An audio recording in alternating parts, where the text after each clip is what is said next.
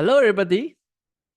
Welcome to today's webinar brought to you by Bursa Malaysia and managed by our company LifeChamp. The webinar title today is Overview of Shariah Discretionary Trading. My name is Shen Chu. I'm the host and moderator for this session. Now, I'm sure many of you here will be asking, what exactly is Shariah Discretionary Trading? So today, our speaker will review to you what is this all about and how you can participate in this. Now, before I begin, as usual, disclaimer, whatever we share in this session is only for educational purpose. In no way that we give any recommendation for you to buy or sell any listed securities that we mentioned here. If you decide to make any investment decision, you're 100% responsible for all your investment risk. Now, it gives me great honor to introduce our speaker today. He is a graduate of mechanical engineering from University Tenaga Nasional, and he has been in the engineering field for almost 15 years, from automotive to oil and gas industry. Now, he started his trading journey in 2014 when almost being terminated from job as mechanical engineer due to oil price crash when no other viable short-term alternative was present. So studied the market through assistance by his own remiser and trader friends, and later in 2017, he decided to become a remiser with Malacca Securities after having familiarized with the market. So in 2018, he got his professional certification as a certified technical analyst and continued to spread information and knowledge about technical analysis and chart reading to the public.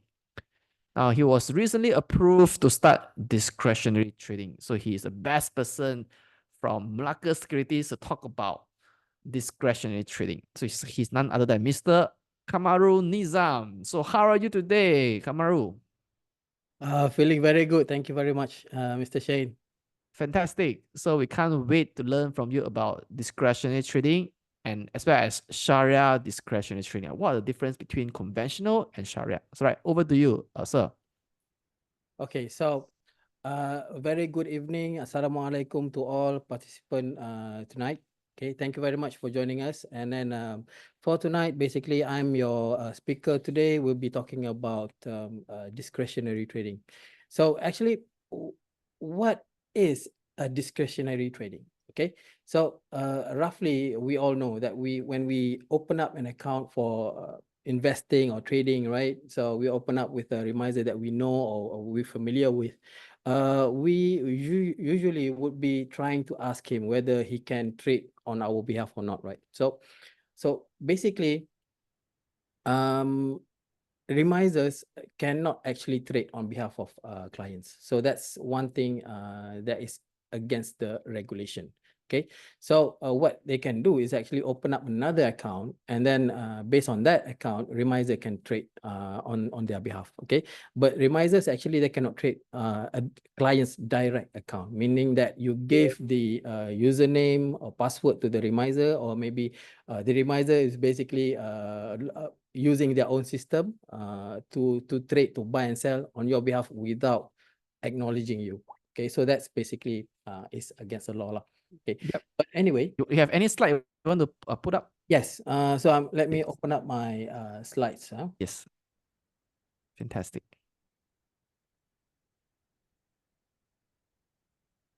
Okay, I guess you guys can see my screen now. Yes, perfect. So yeah, this is basically an introduction. Okay, so this is actually when you ask a reminder to trade on your behalf, it's actually called the discretionary trading. Okay, but discretionary trading cannot be done through your own personal direct CDS account, because it's actually it's entitled for you guys based on the agreement and all the forms and what you sign with Bursa. The account must be solely operated by you. So that's basically the bottom line. Okay, so come to discretionary trading services. It is a broker's side of a product. Basically, it's a product that you can subscribe from the broker. Okay, so it depends on the broker whether they have a discretionary trading services or not. But basically, this one's been introduced by Bursa in long ago, 2018.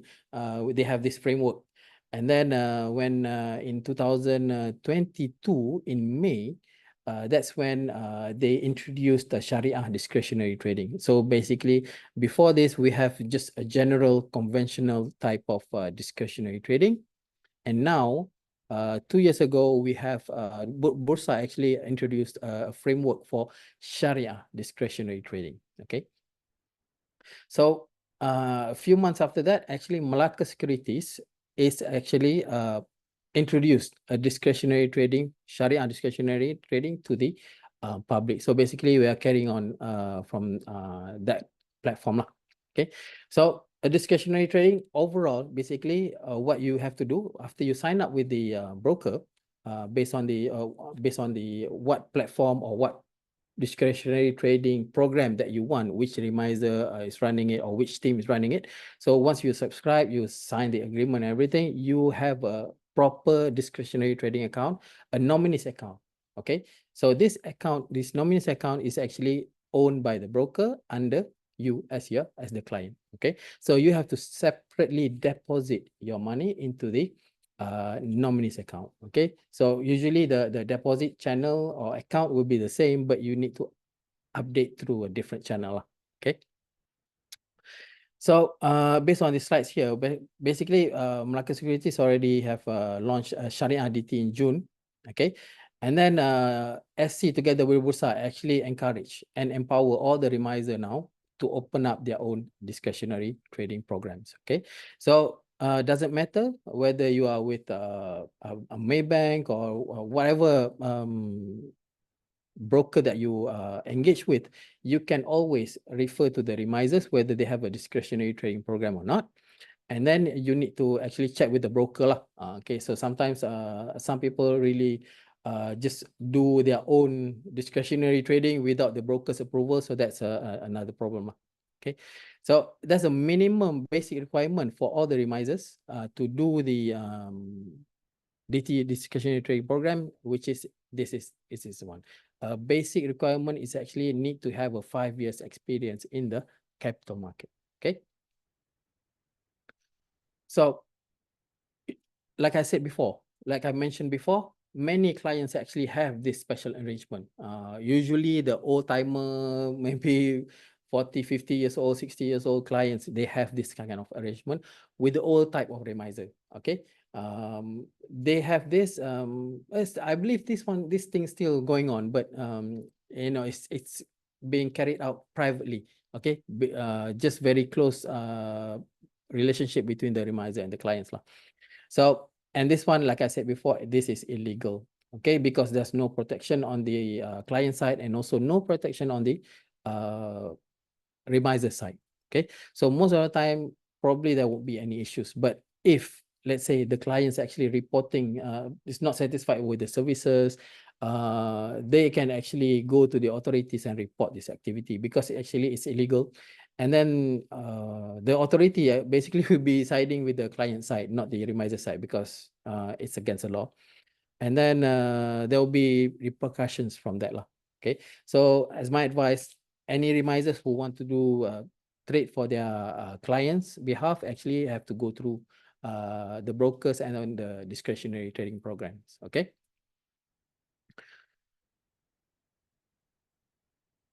Okay, so now we are approaching the second slide. The second topic is actually the mechanism of the discretionary trading.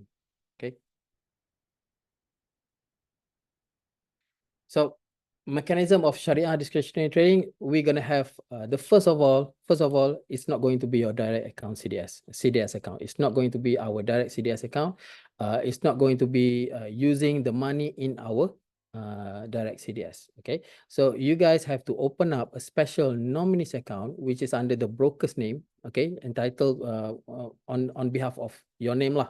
Okay, and then this account is separate. So you need to deposit a separate amount of money into that account based on the agreement. Okay. And then with this separation, you don't have any mix up. So you can buy, sell your own account, and then the discretionary trading account manager will handle the DT account. Okay, so based on this, actually you cannot influence or you cannot ask the remiser to buy and sell in the DT account. You can actually you can just discuss lah, maybe why you buy and things like that, but you cannot dictate anything based on that. Okay, you can ask remiser to buy certain stocks in your favor for your own direct CDS account, but not for the discretionary trading. Okay, so the limitation for this nominees account is actually you cannot apply for IPO. Okay, and then all the corporate exercises, they will be handled separately. So usually when you're entitled for bonus issues or you're entitled for dividends, they are directly go into your CDS account. Okay, but for nominees account, actually it goes to the, because this account is actually under the broker's name. So the broker actually going to handle the corporate exercises. So sometimes you have to pay certain amount of money, admin fees, to get the dividends or to get the corporate exercises, maybe bonus issues and whatnot. And sometimes maybe they just do it for free for you. Okay, it depends on the brokers. Okay, so one thing's for sure, when we have, based on the discretionary trading framework that we have, a Bursa issued by SC, if I'm not mistaken, there are a certain type of reporting that needs to be done. Okay, so on the broker side, basically they have to comply with all the regulations before they agree to be on board with the discretionary trading program. So they need to make sure all the reporting procedures, what type of report that they need to generate and then send to the broker, what stocks did you buy or sell, record all the transactions, and how many profits, the brokerage charges, everything they need to be recorded and sent to Bursa for reporting. Okay, so there are actually, I've gone through this 400 pages of DT framework, and they are very tedious. So it's actually on the broker side. So for me, doing the discretionary trading, I can just focus on my strategy and then let the broker do their reporting. Okay. So as of now, most of the DT arrangement is actually you have to sign up by hard copy. So they still need to have a physical signature signed on the form or agreement, a DT agreement, and in certain form, you still need to have a physical signature. Okay. So the best way to do it is actually to go and meet up your remiser that runs the DT. All right. So there's a very distinct difference between the Shariah DT and conventional DT, which is for conventional DT, actually all instrument is allowed, or at the level of the broker, they have a certain presets. Maybe they are not allow this DT to buy or sell structured warrants. Maybe they do not allow bonds purchases or something like that. Maybe they exclusively allow to buy ETF or something like that. So it depends on the broker side. Basically, is conventional DT, everything is under is on the table. So it depends on the broker. For Shariah DT, actually, the scope is much more limited, but it's only for Shariah instruments only. Okay, and then I'm talking about the ordinary shares, okay, not the warrants and stuff like that, because that's basically a bit more risky, but it depends on the discretionary trading program. If they allowed to trade warrants, then it's still considered okay. It depends on the program. Okay, so major differences is actually Shariah stocks versus the conventional stocks. All right.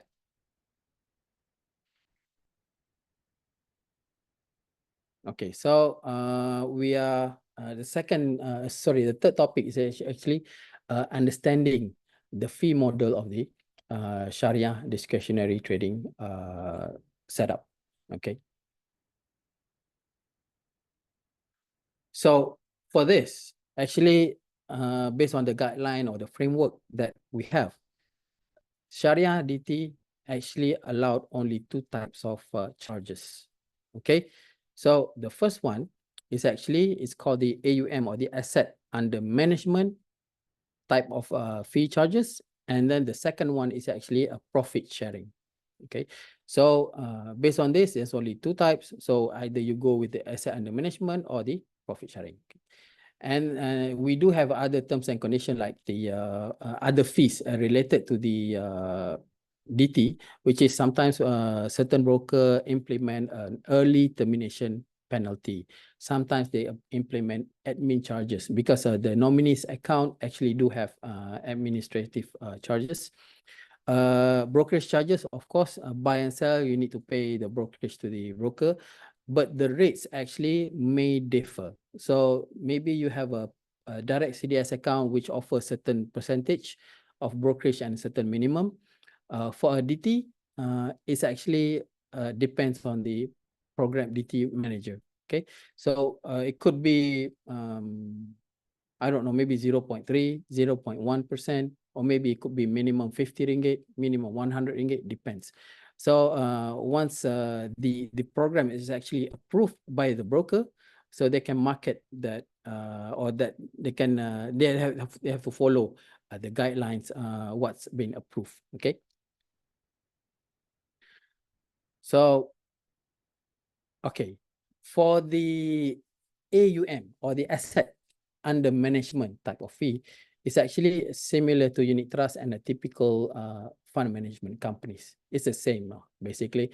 So we have an upfront sales charges and or we have annual fee based on the account balance. Okay, usually based on the account balance, it's either based on 12 months or the last balance, or maybe it could be a monthly balance. It depends because this one here is very flexible. So you need to check with the DT manager. Okay. So the rates could be 5%, 7%, 10%, whatever that they want to charge. There's no limits as far as I know. There's no minimum, there's no maximum. So it depends on the program itself.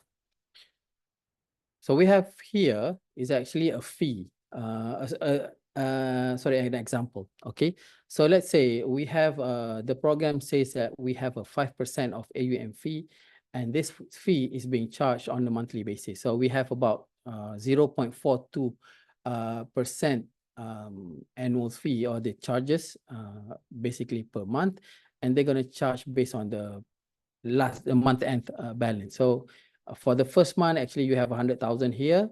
So they charge basically based on 100,000, which comes about 417 ringgit. Okay, so this one all exclude the other fees lah, exclude the brokerage charges, exclude nominees account fees and whatnot. Okay, so the second one we gain about 3,000 ringgit. So end of the month they're going to charge 429. So this is basically a fee asset under management model. Okay, so either they can charge this way, or maybe they charge just based on the final balance of the or the starting balance for the next year. It depends on the broker. All right. So for this is just an example. So when the fee, sorry, when the balance goes down on a monthly basis, of course, when the balance goes down, let's say in August, so from 112,000, balance goes down. Let's say you have some losses, right? So it went down to 110,000, and then the AUM also drops. It's based on the monthly balance. Okay. So we have a second form of fee, which is called the profit sharing. So this one is a bit like straightforward lah. Okay, so if the requirement or the DT program says that we need to the profit sharing rate is actually 50-50 or maybe 30-70 or something like whatever percentage, it is being the profits being split to the clients, between the clients and also the broker. So the broker actually will be sharing with that amount with the remisers lah, or the DT manager. Okay, so once you achieve once you get a profit, so basically they're gonna split. Depends on the program itself, whether you want to withdraw every month or every quarter, or maybe half a year, 6 months, or maybe just at the end of the year. So you do the profit sharing, and then everyone will get the payment once a year, something like that. Okay. So one thing that we need to No, actually for DT, it's actually all the losses being borne by the clients. And then specifically for the profit sharing model, if there are no profits, actually there's no income for the DT manager and so the broker. So there's no profits to share. So we can only share the profits when they have any profits. Okay, so that's one thing that probably people would like to approach this type of agreement or this type of profit fee preferred over the other type. Okay. Okay, here is an example. Okay, so a profit sharing type of fee. So we started out final end of the January with maybe 5,000 profits. Okay, so if let's say this program actually require or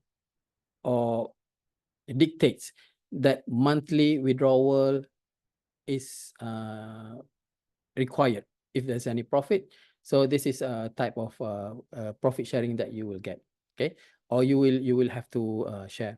Okay, so account balance towards the January is 5,000. So profit 5,000, 30% fee is actually 1,500. Sorry, 1,500. Okay, and this is based on the profit sharing of 70, 30, 70% to the client and then 30% to the brokers and reminder or the manager. Okay. So next month, account back to zero because you withdraw this much money. Okay, withdraw all the profits. And then next month, you make another profit of 3,000 ringgit. So this is 3,000. Share 30% to the broker. You have to pay 500. The broker actually will get 900 from 3,000. It's based on the 30%. So if it's 50-50, then you have to split 50-50 lah. Okay. And for March, actually, there's another profit of 2,500. So you share 750 to the broker and you keep the balance. And then April, so first time account losing money. Okay, for the AUM, actually is based on the final asset under management, final value as well. So if the value drops, it's still being charged. Okay.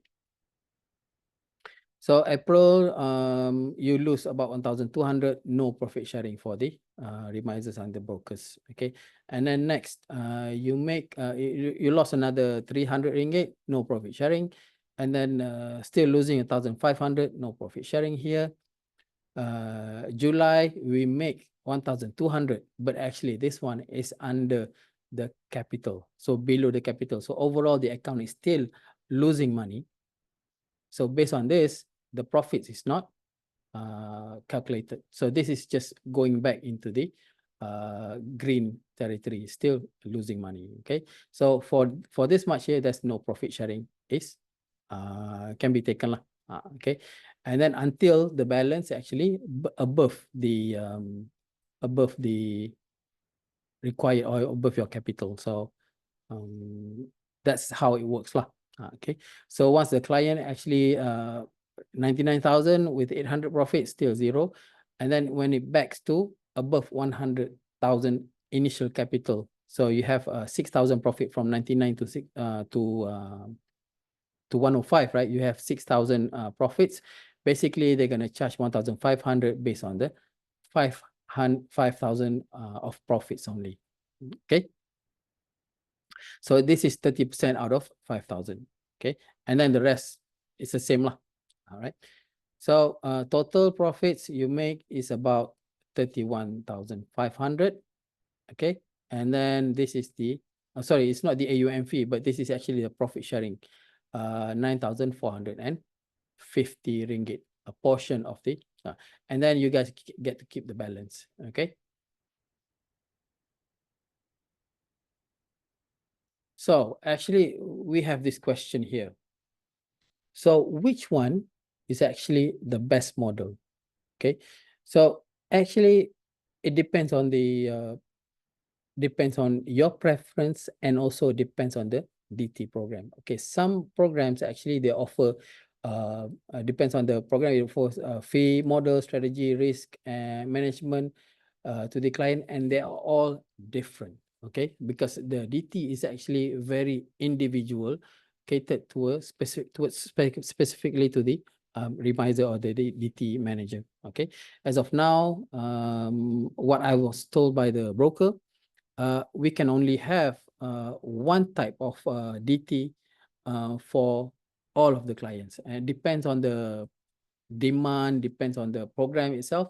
Probably we can have a separate individual DT for individual clients, but as of now, the broker actually want to standardize everything first. Okay, so the remiser actually will be coming out with the plan or the strategy and everything detail about the DT program, and then basically they're gonna approve or reject, and then once it's approved, we have to specifically follow this type of plan, because actually, frankly, I think that's better for everyone. We have a standard program that we can follow, and it will be the same for everyone.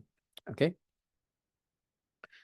So AUM fee model is actually based, might suggest something of a lower risk and long-term investment type of strategy, and it's going to cost you guys less money to have the DT account. Okay, so usually for the AUM type of model, this is not specific. It's not really directly what it is, but this is roughly the framework. Okay, the guidelines or the indication when we use AUM usually is for investing for long term, and then it shouldn't be a lot frequent buy and sell is happening on the DT account, and overall it's actually probably a bit more safer than the more speculative profit sharing type.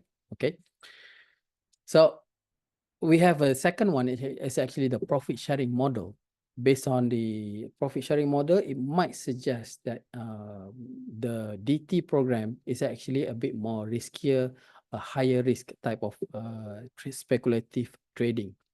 And probably this one probably will have a bit more or higher cost. So the DT that certain remiser is running probably will have a bit more buying and selling more frequent happen, because this one is actually a type of high risk type of trading. Okay, but still actually we can still have a profit sharing model and then investment type. So based on you can have a a long-term investment plan, and then the remiser or the DT manager will share the profits based on that investment. Okay, and then the vice versa as well. It could be the both ways. Okay, so yes, profit sharing usually we'll be talking about more frequent trading and then a bit more aggressive type of management. Okay, and then we need to know, based on the agreements, all the fees should be spelled out clearly in the agreement. If you don't have a clear agreement or clear picture of the what type of fee is being charged to your account and everything, you need to clarify that with the remisers or the brokers. Okay. So the one thing that I need to highlight is actually the agreement for DT is actually between you and the broker, not you and the remiser. Okay. So you need to make sure that the agreement spell out the broker's name, everything, and then there'll be person in charge, which is the remiser's name for the DT account. Okay. So what we need to do is actually check the details. Okay. Check with the marketing team whether or actually marketing team or the DT account manager. Okay. And some info might be proprietary. So certain information might be a trade secret or something like that, and please respect the boundaries. So you can ask for the general type of the strategy. What are your the stock universe? What type of stocks that you are going to trade for this DT account? Is it speculative or is it investment type? Is it going for dividends and stuff like that? So you need to make sure whether that product is suitable for you or not. So going for a high risk type of aggressive type of DT program actually bit more dangerous lah. So if you have like a lot of money, you can put some in there. But if you're still young, but if you're actually you have a very limited funds, and then I would advise you to go for the investment type and to secure your capital. So go for the safer investments, okay? All right, so now we are coming into the strategies. The strategies that we can use in the discretionary trading.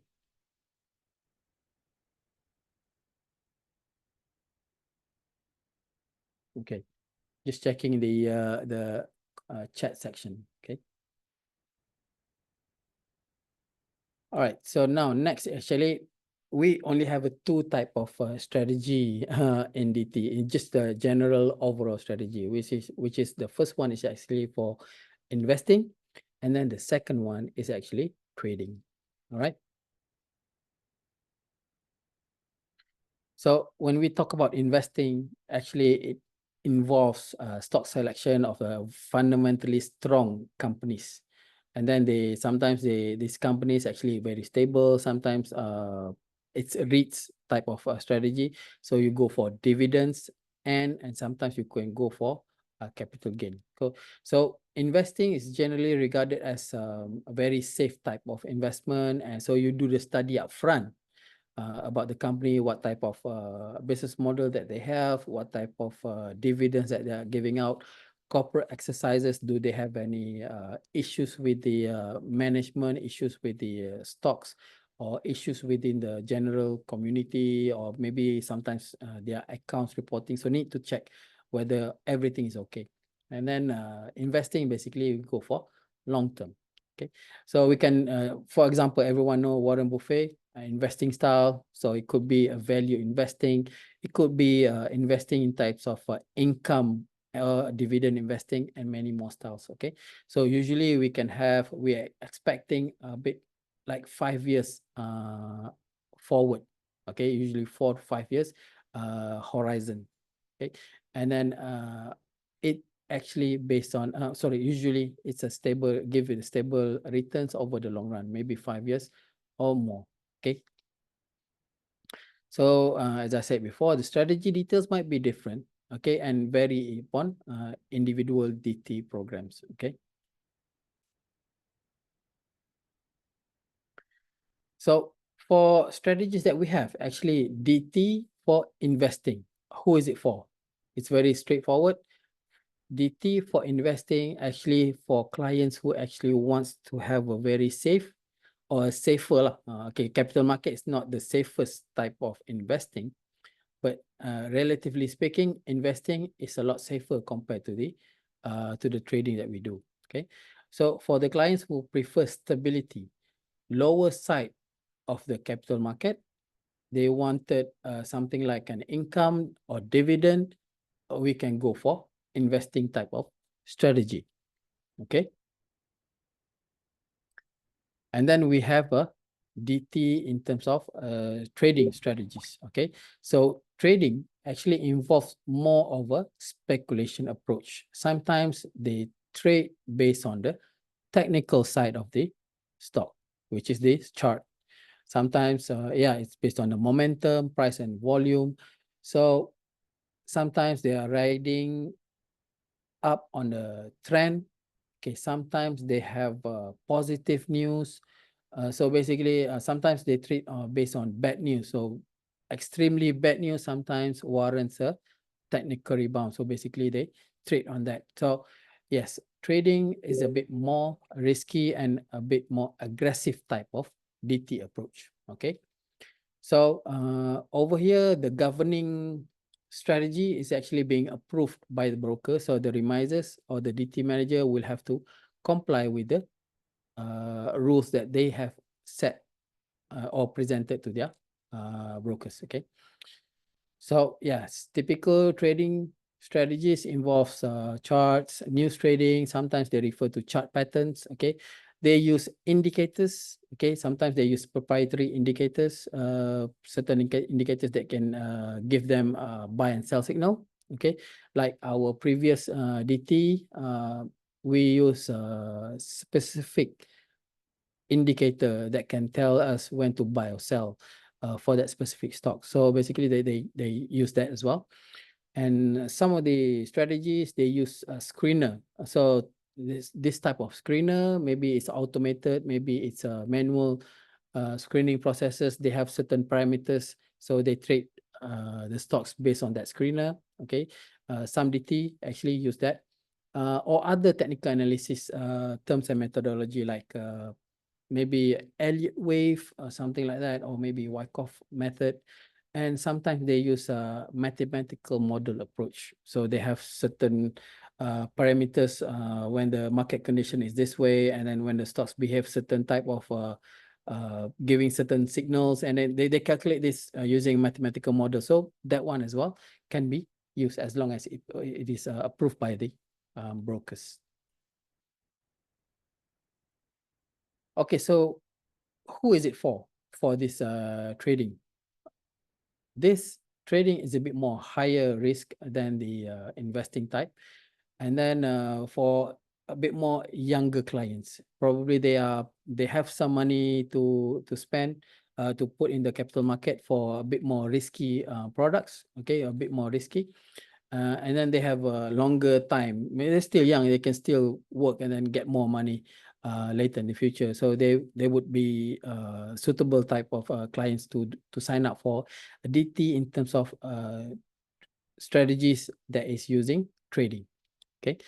So, and also for those who actually new to the stock market and then have a do not have a big, really big capital. Okay, but it is still subjective. Some DT actually require you have a minimum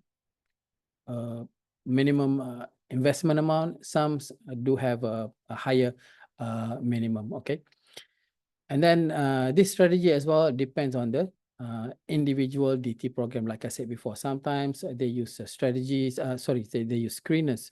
Sometimes they have their own stock universe. They have like 50 or maybe 70 stocks, and then they just focus on trading those stocks. Okay, so it depends. It's actually we need to check with the individual DT. So one thing that you need to know, once you encountered or once you've seen some DT programs, you need to check with the broker. You call up the broker and then check whether whether the broker do have this type of DT or not, because actually scam is everywhere. Once this DT program actually spread into the public, actually the scammer will be taking over lah. So you guys need to be careful on this. So another approach in the DT is actually, it could be a combination of investing and trading. All right.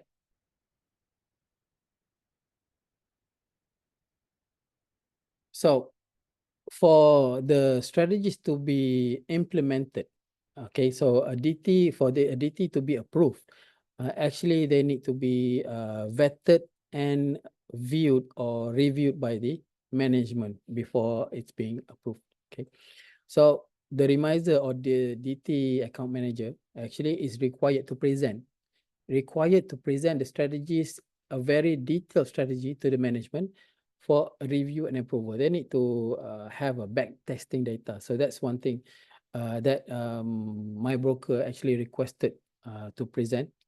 So a back testing data or maybe a forward testing data. So you have a buy signal right now. So you buy, you actually you do a paper trading lah, forward testing strategies. Forward testing is actually you have do the paper trading. So you buy, you just mark where you buy, and then you follow the stocks for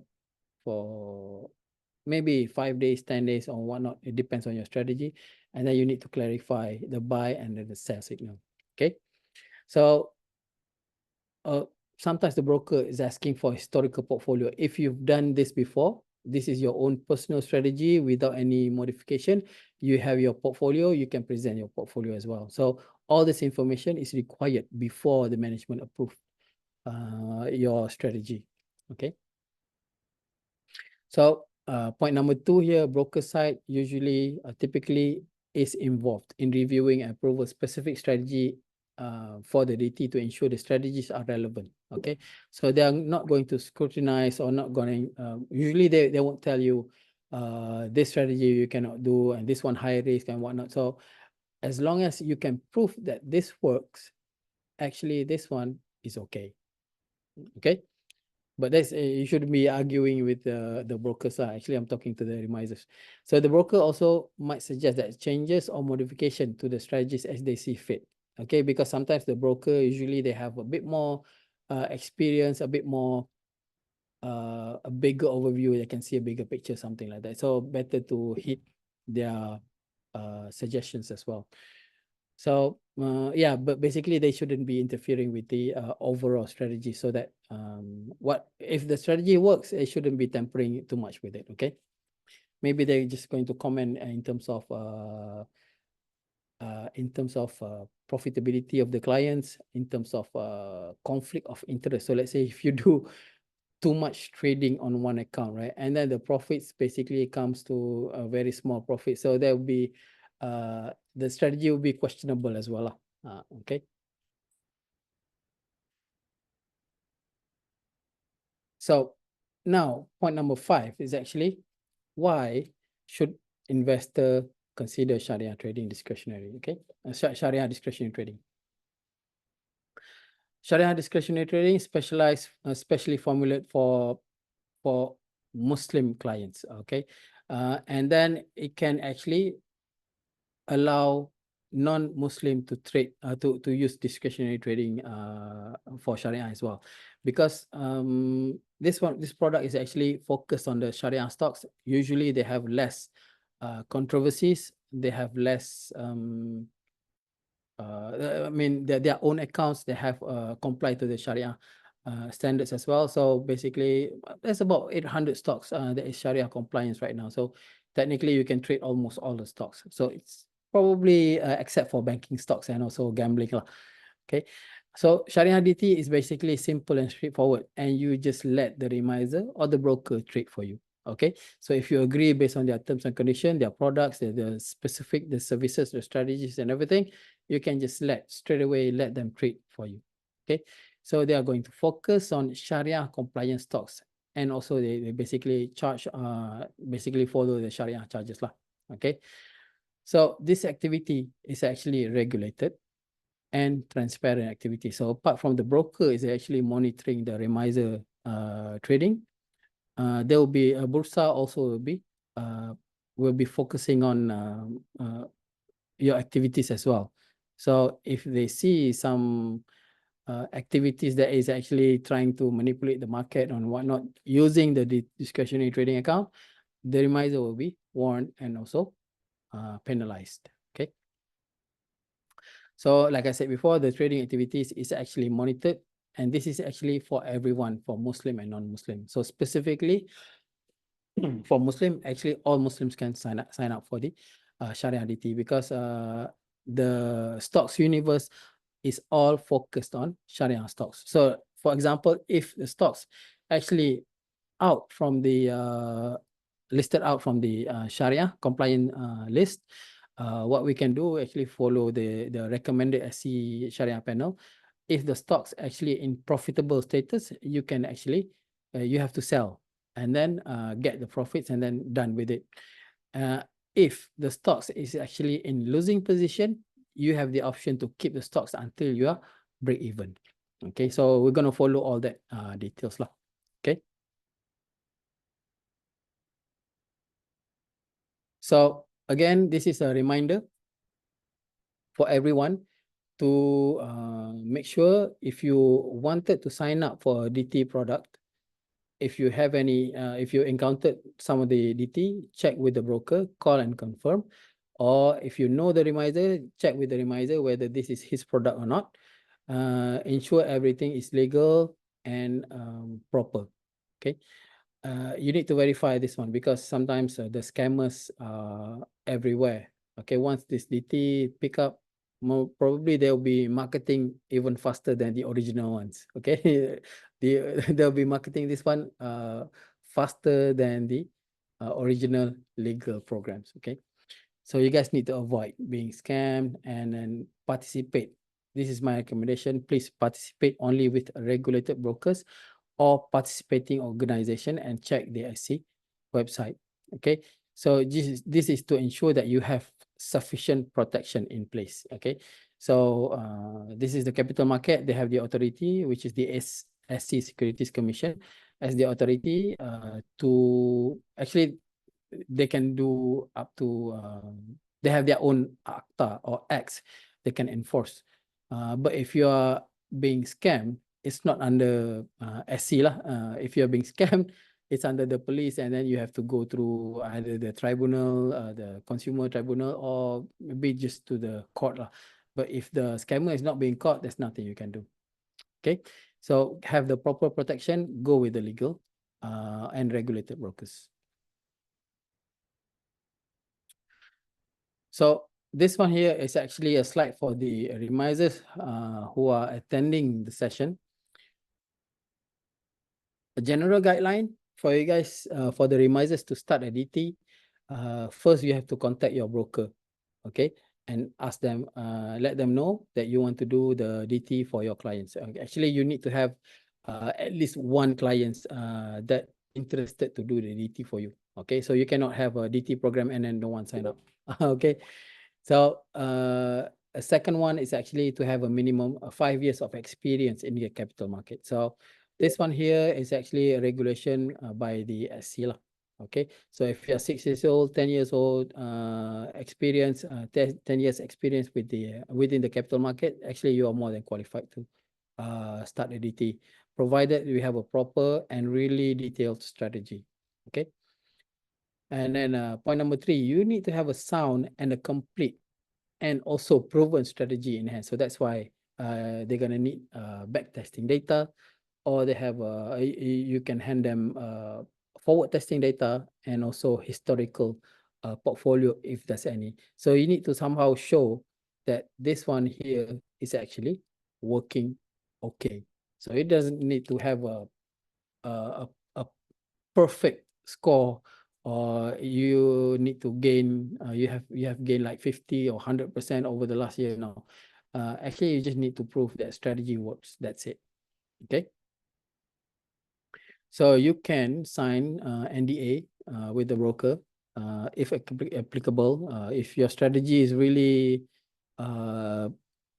really detailed, and then it's a trade secret for you, okay, so you can sign an NDA. But usually if it's just if you have an indicator, specific indicator that you use, probably you don't have to sign an NDA, because this strategy, the indicator is yours. They don't really have to know the details of that indicator. You just need to know whether that indicator works or not. All right, so you need to come up with a complete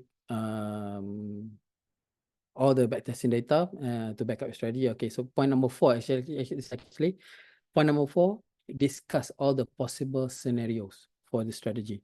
So extreme worst case scenario, best case scenario, and everything in between. Entry, exit, maximum profit. Sorry, no maximum profit, but maximum loss scenario. Okay, so where is the signal sell? Where is the buy signal? Okay, what are the scenarios? When there's a corporate exercise or stock adjustment, what's going to happen? Something like that. So everything. So you need to ensure that all the strategies are being cleared. All the scenarios are being covered. Of course, we cannot cover everything. Sometimes we do have hindsight, something that we are not aware or have not encountered before. We don't have any experience. So those will be taken case by case, I believe, towards a broker. Okay. So we also need to discuss in detail about the DT program. What is the benchmark performance? So let's say your DT is actually you focus on trading small caps stocks, right? So you are going to benchmark with the small cap index. Okay, so if you're investing the 30 big companies in Malaysia, or maybe investing in technology companies, for example, for the DT focused on technology companies. Okay, so you have to benchmark, or you can benchmark against the technology sector index. Okay, it depends. So it's very open as of now, because right now there's not many remisers who's doing the DT. So the regulation is actually quite open and flexible. Okay, once we have more remisers signing up doing the DT, probably we are going to encounter more issues and concerns, so they're going to address it later lah. Okay. So yes, discuss the details of the DT. Capital management, of course, that's very important. For example, for my DT, they do ask, what is the maximum exposure for one stocks? Are you going to buy 100% of that, of the capital, or are you going to limit maybe 30% or 50%?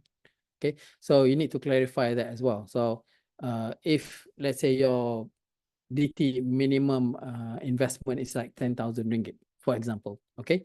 So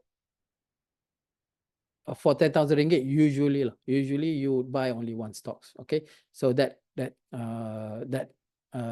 generalization about half of the capital cannot be invested, something like that, is actually need to be discussed further lah. So that's why I told you that we need to clarify.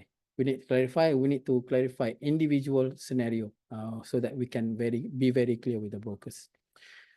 So they also ask about the scenario whereby the clients want to top up the account and also withdrawal scenario.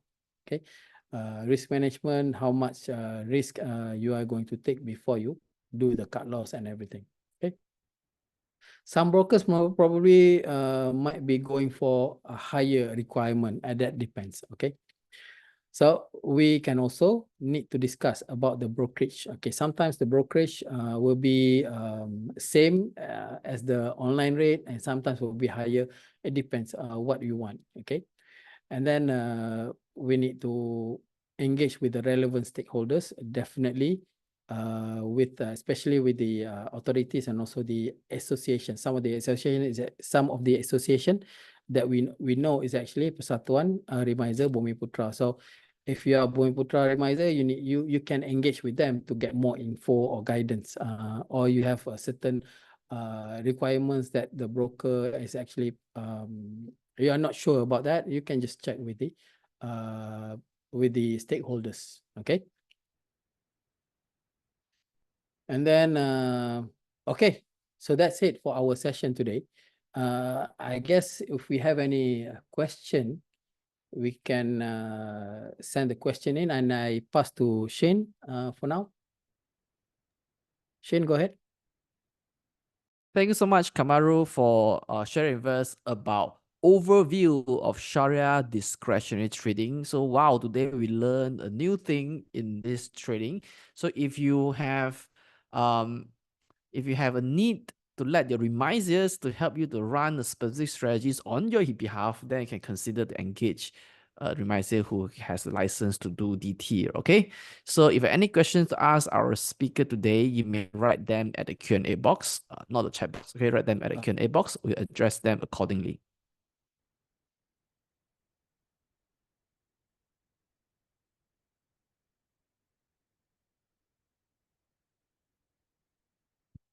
Right, the first question is, Kamaru, just now you talk about AUM fee, right? Is it fixed at 5% per annum, or it can vary depending on the arrangement with the broker? Okay, the AUM actually it depends on the program. So that 5% is actually just an example. So it could be as high as 50% as far as I know. But yeah, I'm not aware of any limits that they can charge as of now. But yes, AUM is basically a fee. But it needs to be competitive, of course. So if it's not competitive, people won't sign up anyway. Okay. So yeah, we need to check individually. What is the fee that is being charged by M Plus? Is it the same across all DT account manager in M Plus, or everybody is different? Everybody is different. So let's say if we have like 3 remisers doing their own DT, right? So each individual DT program will have different strategies, different rates, different charges, and different I don't know, probably investing or strategy or trading, or maybe both. Jadi it's very open and very individual DT. So for example, I have my own DT which go for profit sharing, and then there's a few more, at least one more upcoming that I'm aware of that's still in the pipeline, go for AUM. Okay, So it's really flexible and different between one program DT to the other under the same broker. Okay, so everyone charges and fee could be slightly different. Okay, but how Correct. about for for one person? Let's say, I want to run my DT program.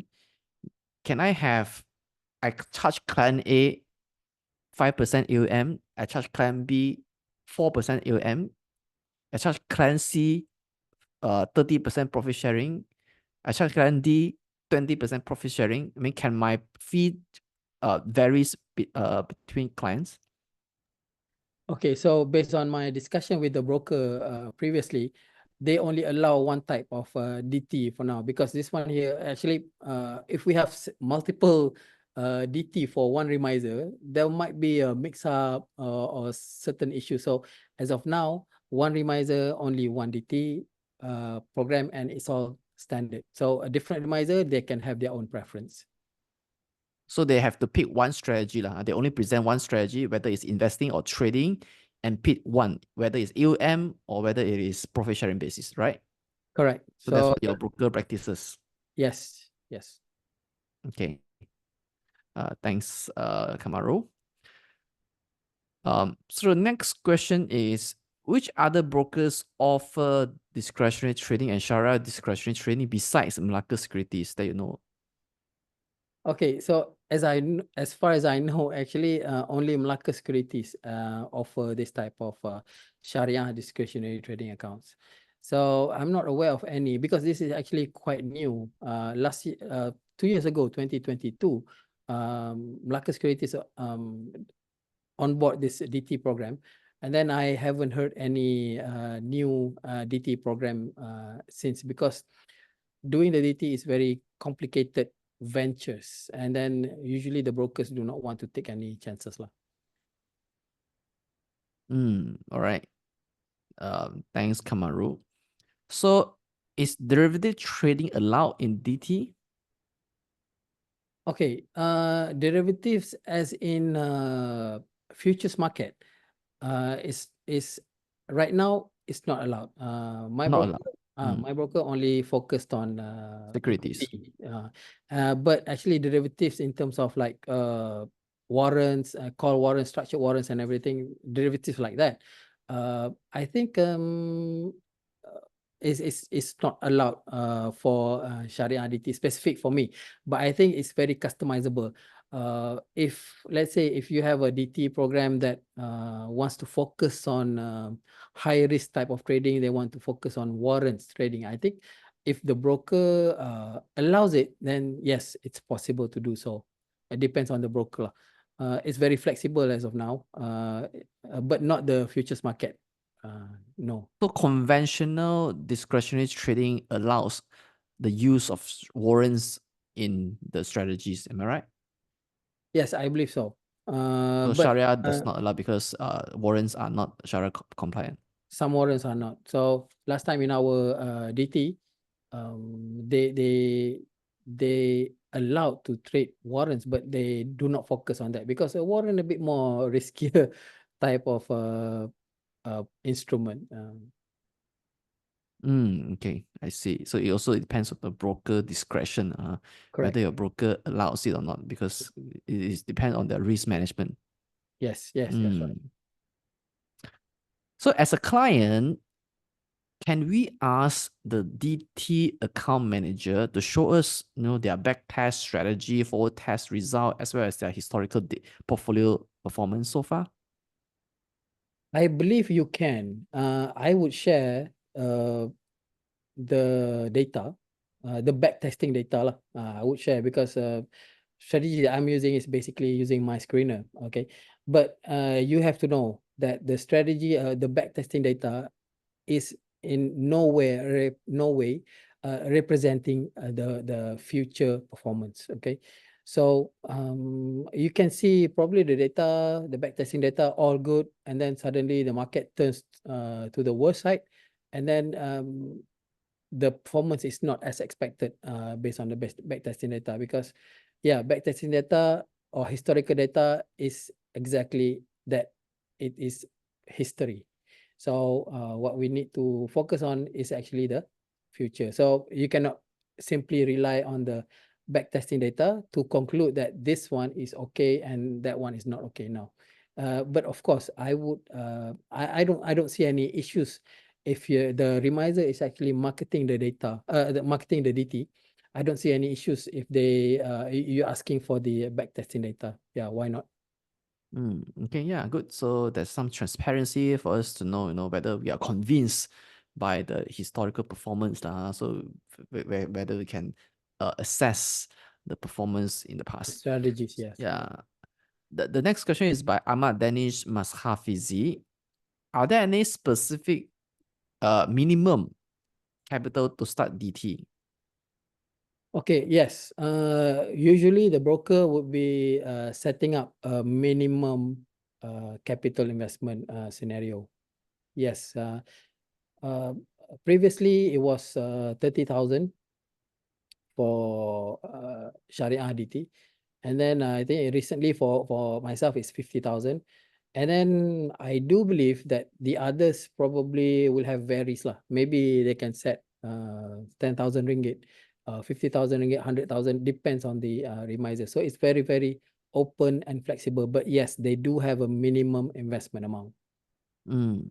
You're saying previously it was 30,000, now it becomes 50,000, is it? Yes, 30,000 is under a different remiser lah. So And is Sharia DT and conventional DT's minimum capital is the same? not necessarily. It depends on the program itself. Yes. So if the broker say allow 10,000 ringgit, then yes, you can start with 10,000 ringgit, not less. But it also depends on the remiser, right? Remiser Yes, say correct. 10,000 is too little for me. I don't want to start. Correct. Because with a smaller amount, actually you are facing a bigger risk. You don't have any room to make mistakes for a small account. So let's say, so the next question is by Wendy. How many clients to be managed by each remiser or each DT account manager? Is there any limit to how many they can handle? Okay, so this is a very interesting question. I think this one here, the question is how many clients can a remiser take up? As of now, actually,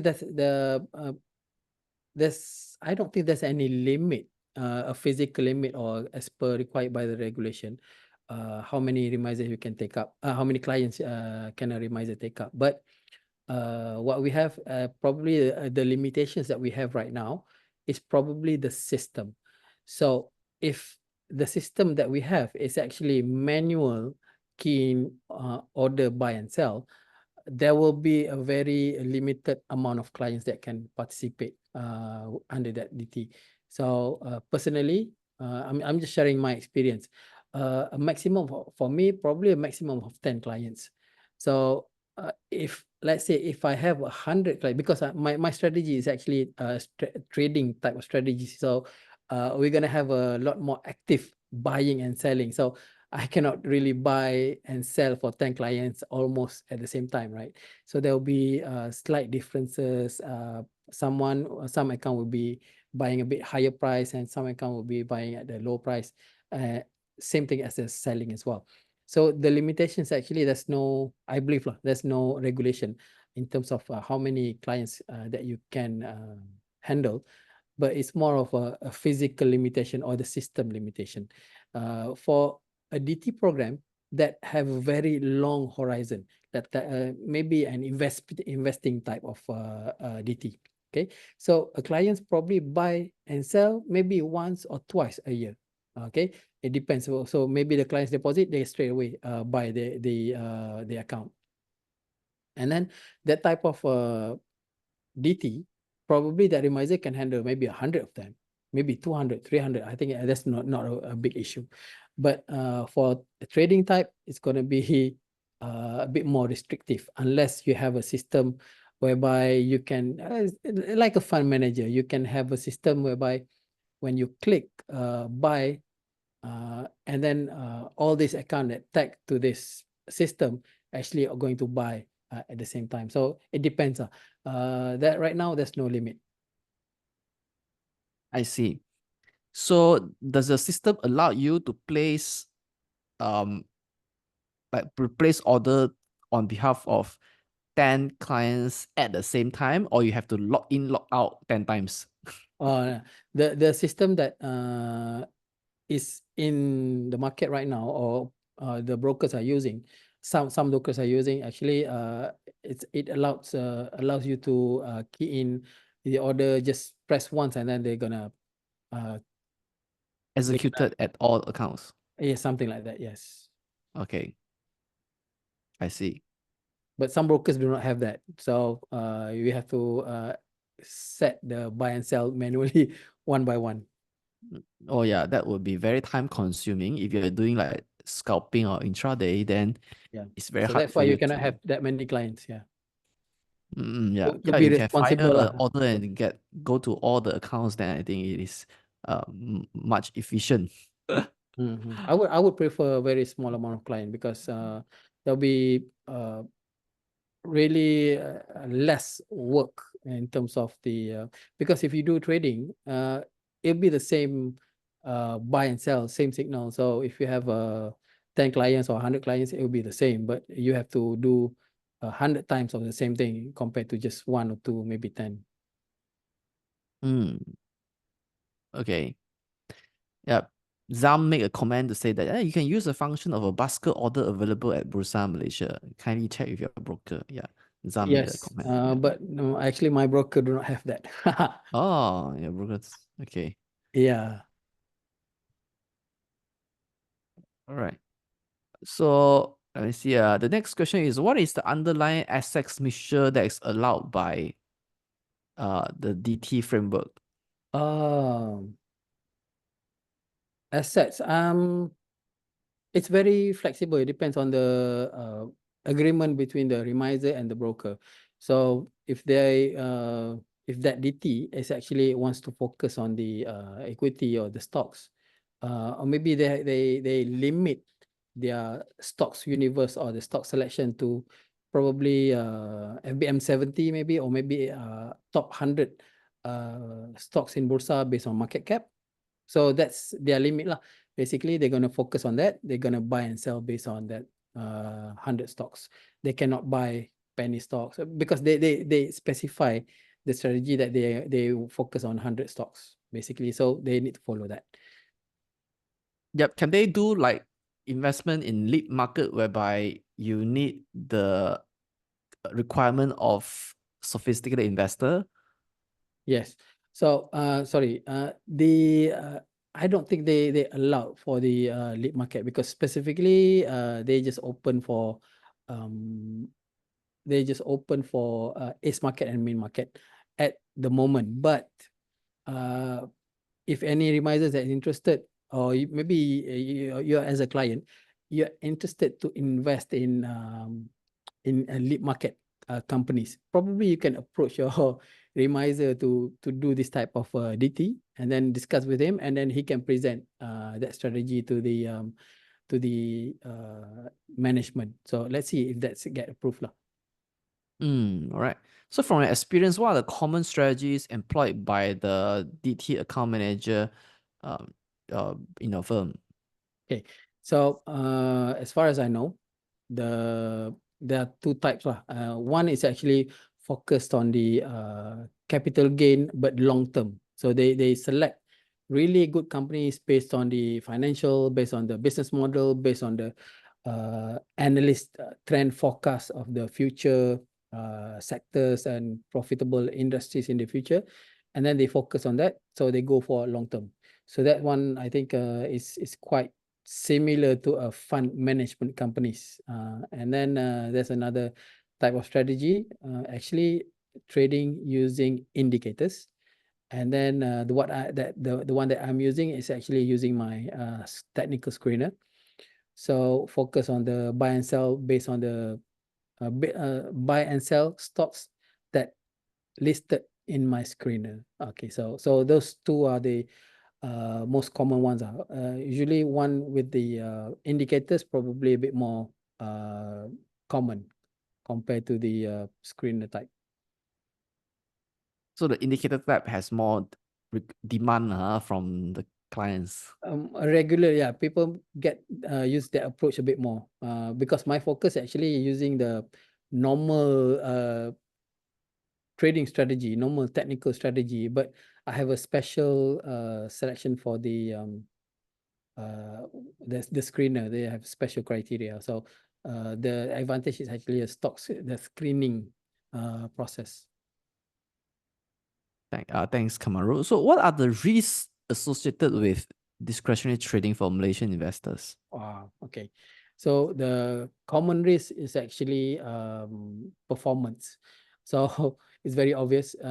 If the market actually going down, it's very difficult for DT to be profitable. So I'm talking about just general overall market is going down. It's very difficult for the any commodity to perform.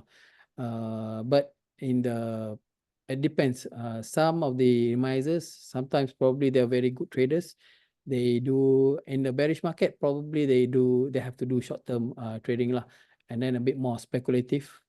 So maybe they can outperform the normal benchmark. Uh, by far or not, I don't know. It depends. All right. I see. Thanks, Kamaru. I see a questions from Wendy, but I don't really get you. Could you rephrase your questions a little bit? Ah, Yeah. Could you rephrase the questions? We'll come back to your questions later. Yeah. Um. So which regulatory bodies oversees discretionary trading activities in Malaysia?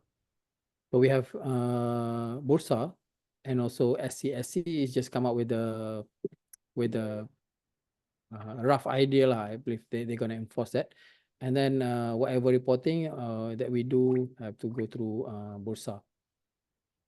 So All those right. are the only two regulatory bodies, which is the authorities that governs our capital market. So for the paperwork, is your broker help you to do, right? You as an account manager, you don't have to do much, right? Yes, in terms of the reporting, because that's a very tedious job of the reporting standards that I've seen in the guidelines, right? Actually, the broker will be taking up the portions of that reporting, so we can focus on the to do just the trading or the buy and sell for the clients lah. I see. That is great. So that it won't take up too much of your time to do reporting, but no time to see the market.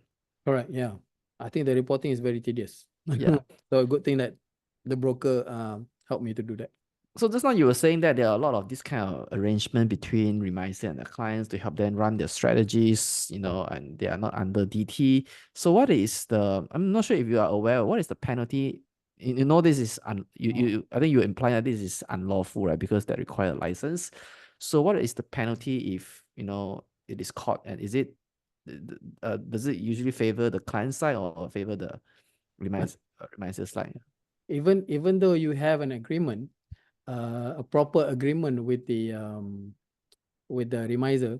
Okay, so the client have a proper agreement with the remiser.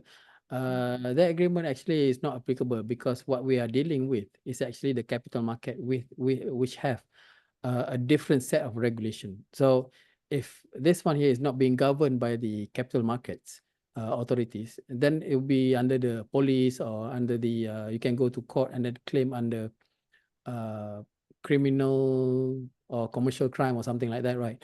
But this is actually is governed under the capital market. So that type of agreement is not valid lah. And then in terms of the punishment, I think I'm not aware what are the punishment, but I think it's very severe because we as the capital market representative should be always governed by the regulation, should honor that lah. So if we purposely violate that, because we are being trusted by our clients, right? So if we purposely violate that, a hefty penalty is being will be executed lah, something like that. All right. Thanks, Kamaru. So the next question is by Wendy. She is asking, how frequent do you carry out your research work? Do you have any recommendation on the source of information where we can do research, like any company website or news that we should rely, or we should work on in our research? And what are the differences between um, the price level that we can see as a client ourselves, like the market depth, or versus you as a market?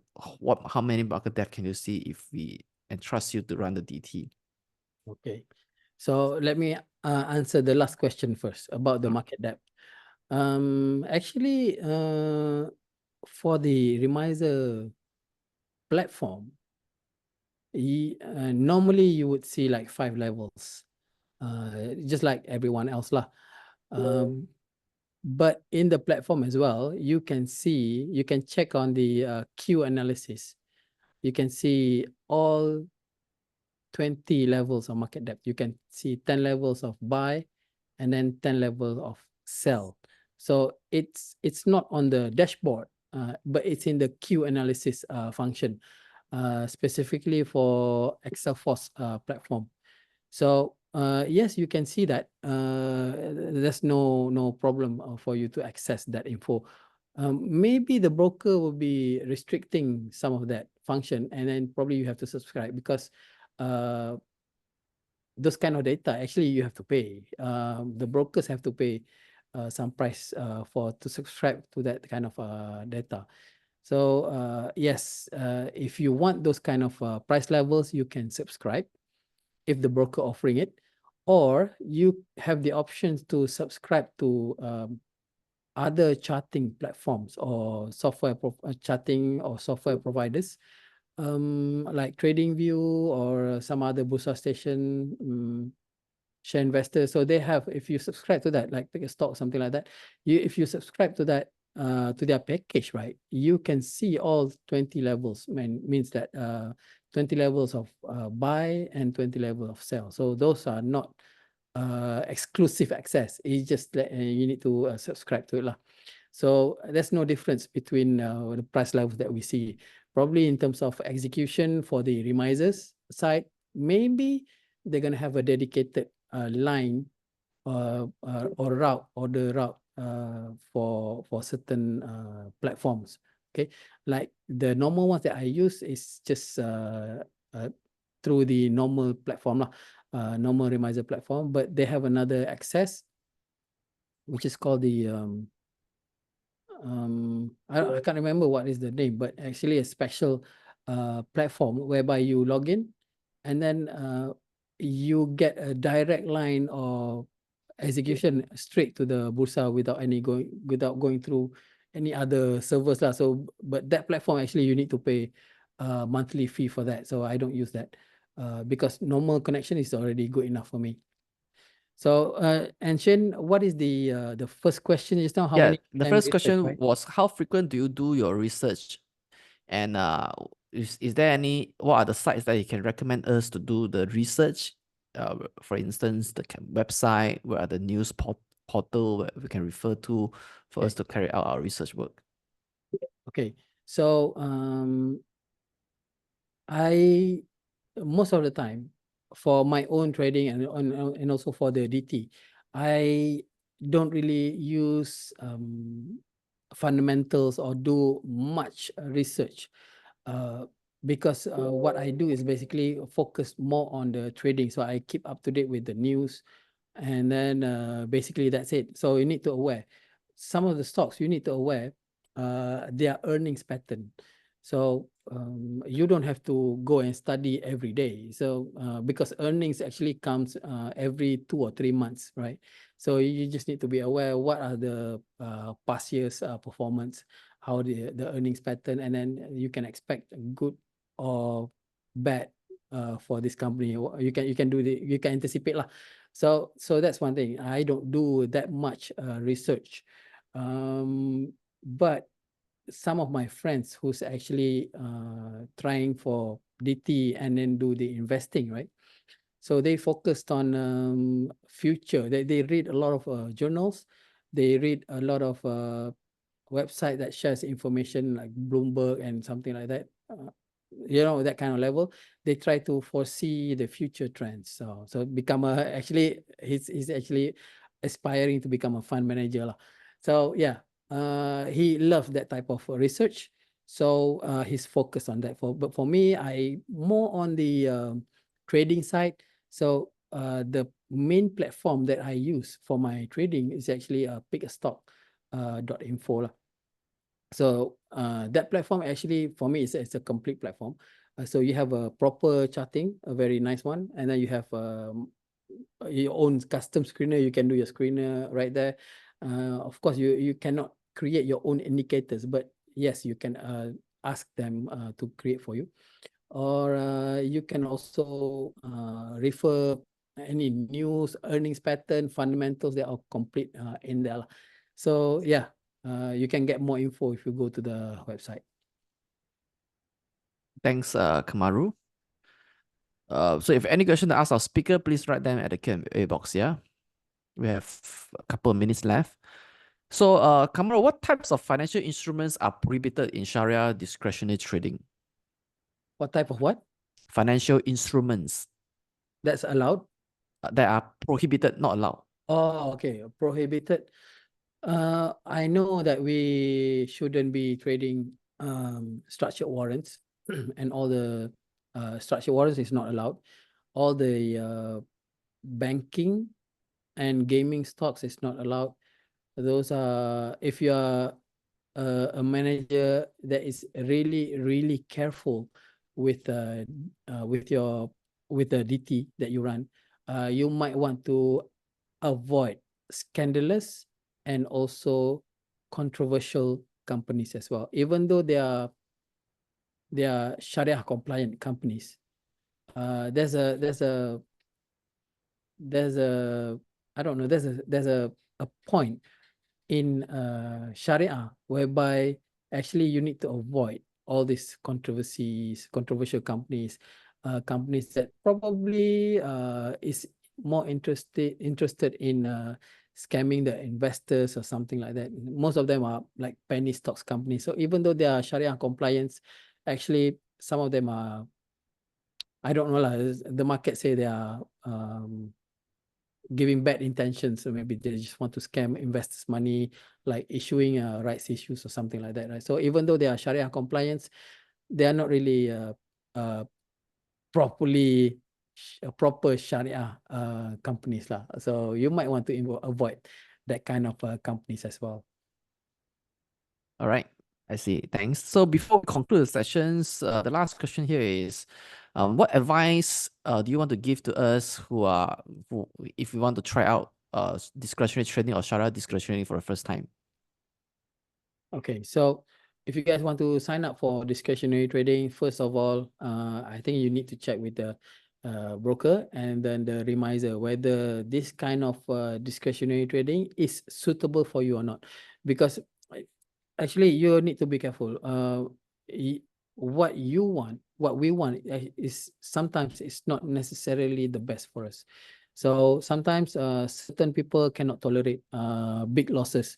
They want big gains, but they cannot tolerate losses. So actually what's suitable for this type of people is an investing type of DT, which is safer than the trading strategies. And then we need to make sure that the past performance, sometimes I've seen, I can tell sometimes we can have a lot of fake performance.